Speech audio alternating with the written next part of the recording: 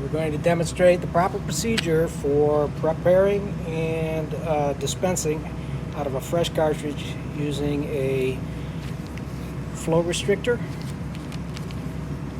and a Quadro nozzle in a 200 milliliter Sulzer cartridge. This cartridge is not filled with 42223, 52253, but the process is the same regardless of what material is in the cartridge.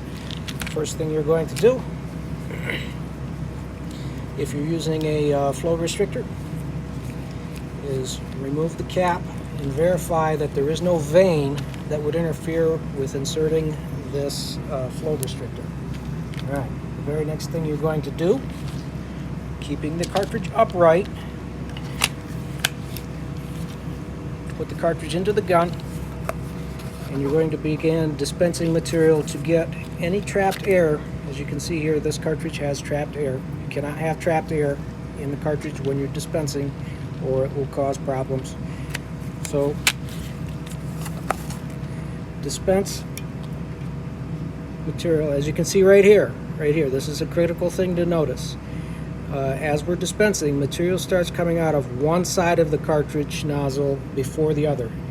If we had just thrown a dispensing tip onto this cartridge and started dispensing, the very beginning material that came out of the nozzle would not have cured correctly. It would have had swirls because the material would have been off ratio. So you're going to dispense until you get an even flow of material out of both sides of the nozzle. As you can see, there's an awful big difference here, and you can see the air bubbles coming out of each side.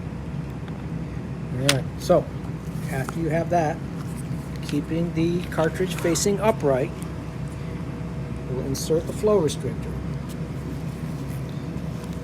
You'll insert your nozzle.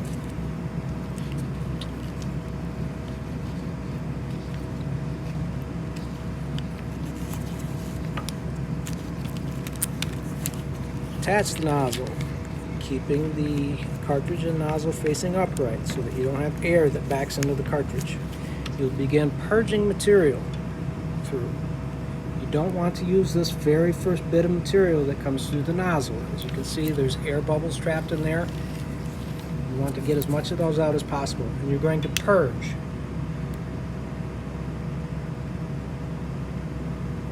The amount of material you purge is going to be about the same amount of material that that nozzle can hold. So depending on what kind of gun you might use, it might be one full pump. And after that is when that's the usable material that you'll want to be using. After you have equalized the pistons, installed the flow restrictor, attached the nozzle, and purged roughly the same amount of material that nozzle can hold. That's the proper procedure. If you fail to do that, you'll probably run into mixed issues where one part of a dispensed part might be sticky. You might have a good part that's in the center that cures correctly, and then at the very end you might run into another sticky part.